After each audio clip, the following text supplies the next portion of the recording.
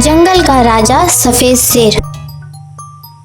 एक समय की बात है, जंगल का राजा सफेद शेर अपनी पत्नी शेरनी और पुत्र शेरू के साथ एक गुफा में रहा करता था।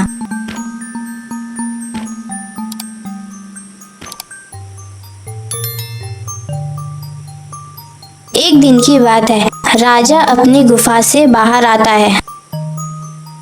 महाराज की जय हो, महाराज की जय हो। महाराज, आज आप तीनों एक साथ, कोई खास बात है क्या, या फिर कहीं घूमने का प्लान है?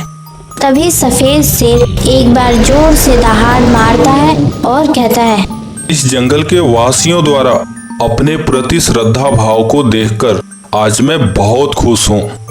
इसलिए आज शाम को जंगल के दक्षिण सीमा पर लाल पहाड़ी के पास मैंने पार्टी रखा है।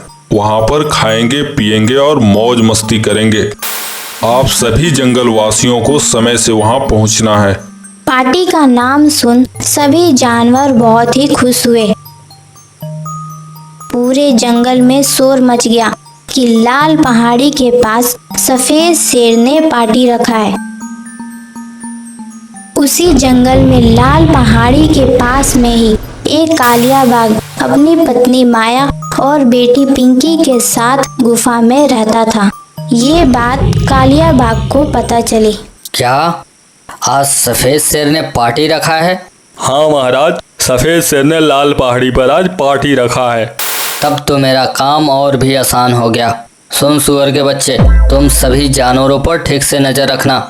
जैसे ही मौका मिलेगा मैं सफेद शेर को जान से मार दूंगा और फिर जंगल पर मेरा राज होगा।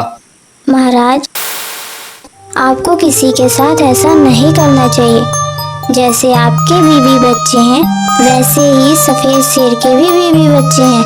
माया, तुम हद से ज़्यादा बोल रही हो। मैं वही कर रहा हूँ जो मुझे करना चाहिए। मेरे बीच में तुम ना ही बोलो तो अच्छा है। माया उसे समझाने की बहुत कोशिश करती है, पर कालिया बाघ का तो एक ही सपना था, सफेद शेर को मारकर जंगल पर राज करना। दूसरी ओर शाम होते ही सफेद शेर अपनी पत्नी शेरनी और बेटा शेरू और सभी जानवर लाल पहाड़ी के पास पार्टी में पहुंच गए। पहाड़ी का नजारा बहुत ही खूबसूरत था। सफेद शेर ने सबको आदेश दिया, सभी जानवर हमारी बात ध्यान से सुने। पार्टी में खाने पीने की बहुत सारी चीजें हैं, जैसे चाउमीन, बर्गर, चाट, चिकन, मटन, मछली, सारी चीजें उपलब्ध हैं। जिसको जो भी खाना है फटाफट खा ले। अभी लाल पहाड़ी भी घूमने चलना है। और हाँ, कोल्ड ड्रिंक पीना बिल्कुल मत भूलना।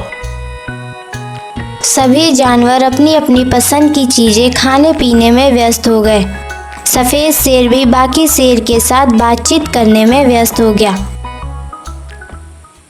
तभी सफेद शेर का बेटा शेरू बिना किसी से बताए उस पार्टी से बाहर निकलकर पहाड़ी पर अकेले घूमने लगा। इधर सुअर का सब पे नजर था कि कौन कहाँ जा रहा है। शेरू पहाड़ी पर इधर उधर दौड़ ही रहा था कि तभी अचानक उसका पैर फिसल गया और वह नीचे गिरकर बेहोश हो गया। तभी सुअर दौड़कर जाता है और शेरू को उठाकर कालिया बाघ के पास लाता है और कालिया बाघ से सारी बात बताता है। कालिया बाघ शेरू को एक पिंजरे में कैद कर देता है। शाबाश सुअर, शाबाश। उसके बेटे को यहाँ लाकर तूने बहुत ही अच्छा काम किया है। तभी शेरू को होश आ जाता है। अरे, ये मैं कहाँ आ गया हूँ? मेरे मम्मी पापा कहाँ हैं?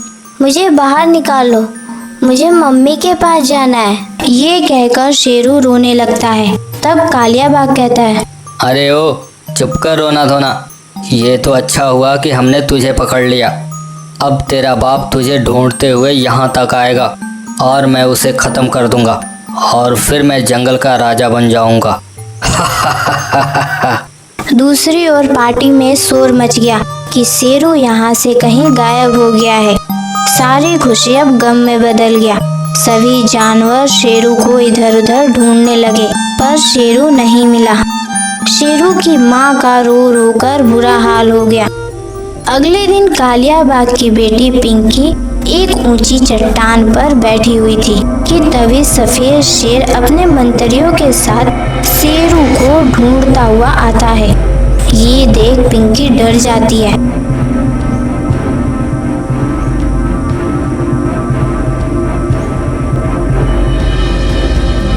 और वह भागने की कोशिश करती है। पिंकी मुड़ती है कि तभी अचानक से नीचे गिर जाती है। तभी सफेद शेर दौड़कर उसके पास जाता है। तुम डरो मत बेटी, मैं तुम्हें कुछ नहीं करूँगा। आंखें खोलो बेटी, तुम्हारे माता पिता कहाँ हैं? पिंकी बहुत डरी हुई थी। सिर में काफी चोट आने से बिना कुछ बताए पिंकी बेहोश हो जाती है।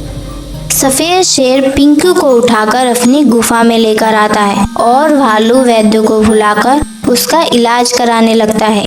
इधर कालिया बाघ भी अपनी बेटी पिंकी को ढूंढने लगा। कालिया बाघ को भी अपनी बेटी पिंकी को ढूंढ कर बुरा हाल हो गया। इधर पिंकी का इलाज चल रहा था कि तभी पिंकी को होश आता है और अपनी आंखें खोलती है। ये देख सफेद शेर बहुत ही खुश हो जाता है। तुम चिंता मत करो बेटी, घर की लक्ष्मी होती है। तुम्हारे चरण पड़ने से मेरा घर पवित्र हो गया। मुझे भी अपना ही पिता समझना। आज तुम्हारे माँ बाप के दिल पे क्या गुजर रहा होगा ये हमसे बेहतर कोई नहीं जानता होगा। अपने जिगर के टुकड़े शेरू को खो जाने से मैं प्राणहीन हो गया हूँ। ये सुनकर पिंकी के आंखों में आंसू आ जाता है। पिंकी समझ जाती है कि जो बच्चा मेरे पिता ने कैदी बनाया है वो इन्हीं का पुत्र है। पर पिंकी ये बात किसी से नहीं बताती है। जब पिंकी एकदम ठीक हो जाती है तब सफेद शेर से आग्रह करती है कि मेरे माता पिता लाल पहाड़ी के पास रहते हैं, उनके पास चलिए। तब सफेद शेर पिंकी को लेकर उसके घर जाता है। कालिया बाघ गुफा में बैठकर रो रहा था कि तभी पिंकी उसके पास आती है। कालिया बाघ अपनी बेटी पिंकी को देखकर बहुत ही खुश हो जाता है। पिंकी, तुम कहाँ चली गई थी बेटी? हम लोग तुम्हें ढूंढ ढूंढ कर थक गए हैं। अगर तुम 2 दिन और नहीं आई होती तो हम लोग जिंदा नहीं रह पाते। पापा, जो दर्द आप महसूस कर रहे हैं ना, वही दर्द आपने उसे दिया है जिसने मुझे अपनी बेटी मानकर मरने से बचाया है, मेरी रक्षा किया है। राज्य की सीमा बढ़ा देना ही महान राजा की पहचान नहीं है पापा। महान वो है जो अपने प्रजा के दिलों पर राज करे, और ये आपके बस की बात नहीं है पापा। प्रजा के दुख दर्द को समझना और उनकी खुशी में ही खुशी ढूंढना, ये सब सीखना है तो मेरे धर्म पिता सफेद शेर से सीखिए, जिन्होंने हमें सुरक्षित यहाँ तक लाया है। तभी सफेद शेर गुफा के अंदर आता है।